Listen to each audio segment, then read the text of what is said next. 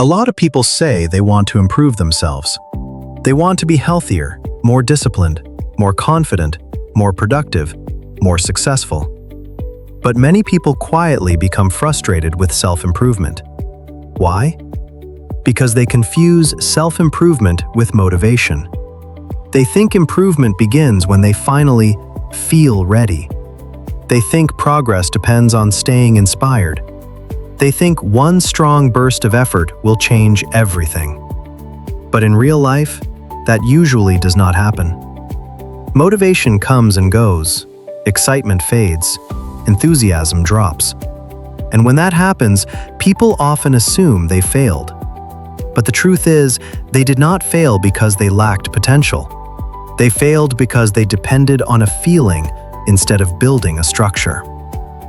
Real self-improvement is not about being emotionally fired up all the time.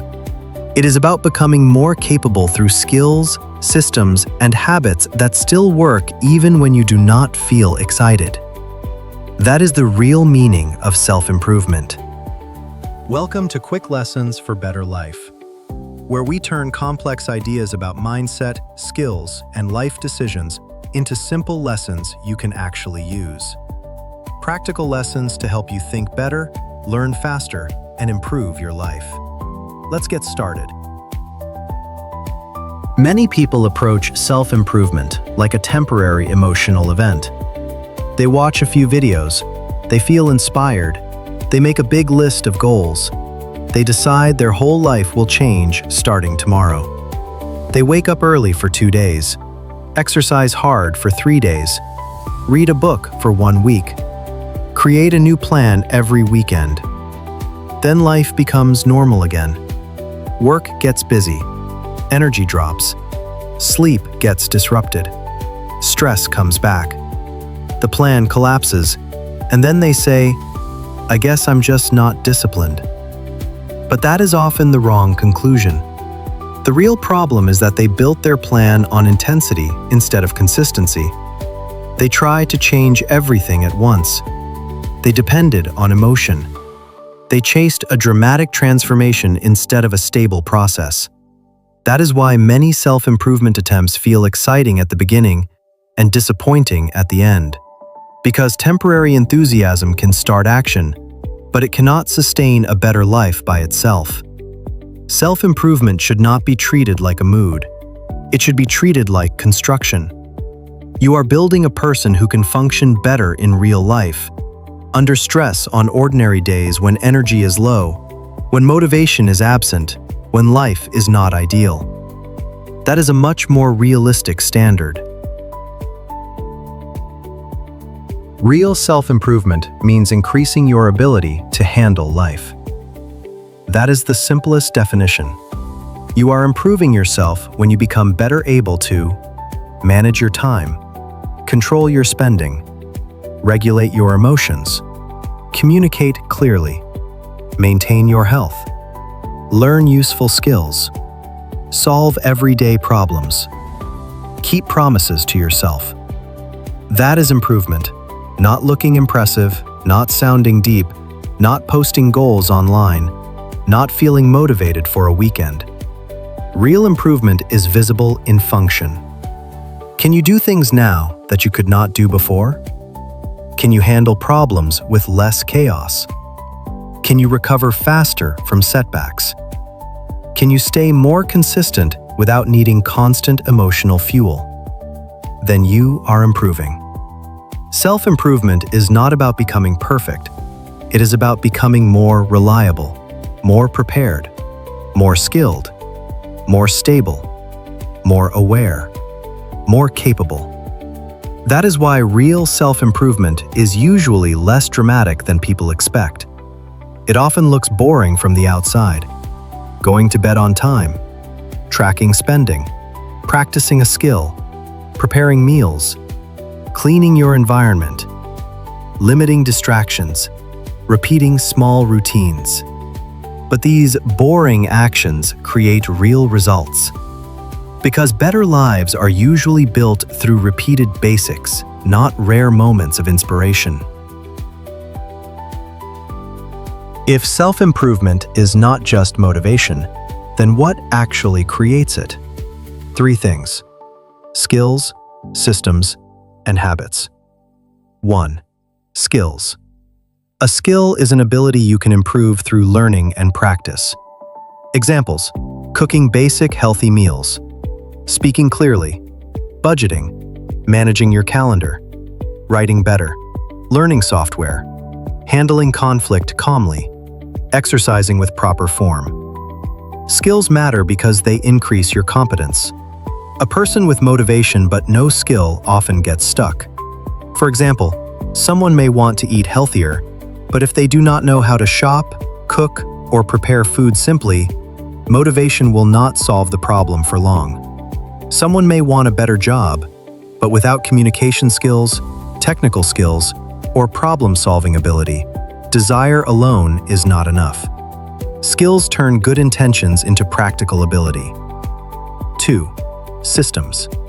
A system is the structure that makes a good action easier to repeat.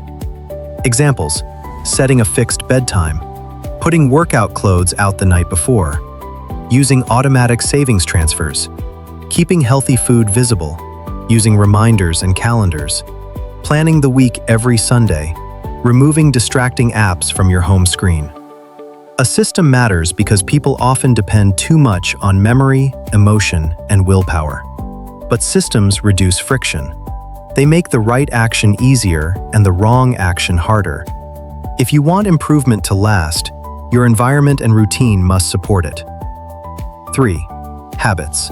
A habit is a repeated behavior that becomes more automatic over time. Examples: drinking water first thing in the morning, reviewing tomorrow's tasks before bed, walking after dinner, reading for 10 minutes daily, checking spending before making non-essential purchases, pausing before reacting in anger. Habits matter because they reduce the energy cost of doing what is useful. A habit means you do not have to negotiate with yourself every time, and that is powerful. Because one of the biggest drains in life is constant internal debate. Habits reduce that debate. So if motivation is the spark, then skills help you do things well. Systems help you do them reliably. Habits help you do them consistently. That is real self-improvement. Now let us make the contrast clear. Temporary enthusiasm feels strong, but it usually does not last. Long-term improvement feels slower, but it compounds. Temporary enthusiasm says, "I'm changing everything starting now." Long-term improvement says, "I'm building something I can sustain." Temporary enthusiasm depends on emotion.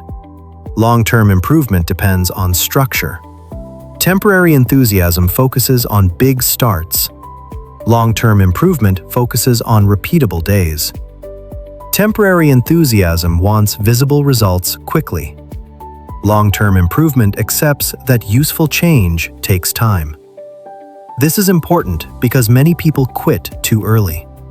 They think, "I've been trying for 2 weeks and I'm not a new person yet." But that is not how real growth works. A person who improves slowly for 1 year will usually outperform a person who restarts intensely every month. Why?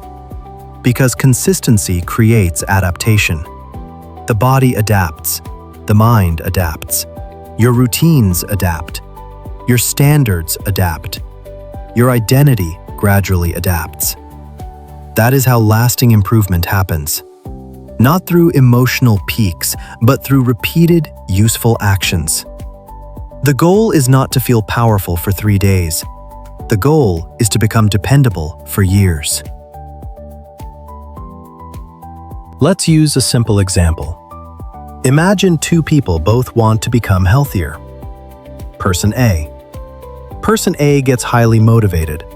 They buy supplements, new clothes, a strict meal plan, and an intense workout routine. For 6 days, they go all in. Then work gets stressful. They miss 2 workouts. They eat poorly for a weekend. They feel like they ruined everything. They stop. Person B. Person B starts smaller. They go to sleep 30 minutes earlier. They walk 20 minutes a day. They learn 3 simple meals. They stop drinking calories during the week. They track their progress once a week. It does not look dramatic, but after 3 months, person B has a much better foundation. Why? Because person B built a health skill, a simple system, a few repeatable habits. That is the difference. Real self-improvement is often quieter than people expect, but it is also more durable. So here is the real meaning of self-improvement.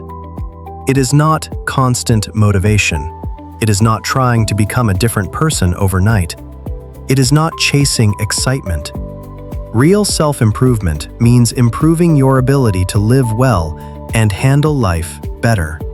You do that by building useful skills, reliable systems, repeatable habits, and by choosing long-term progress over temporary enthusiasm. So instead of asking yourself, how do I stay motivated forever? Ask a better question. What can I build into my life that still works even when motivation is low? That question leads to real growth, because the people who improve most are usually not the people who feel the most inspired. They are the people who build lives that support better action again and again. That is self-improvement in real life. Remember, abilities are not fixed. They grow through learning, effort, and experience. If you found this lesson helpful, consider subscribing to Quick Lessons for Better Life so you don't miss the next lesson. And I'll see you in the next one.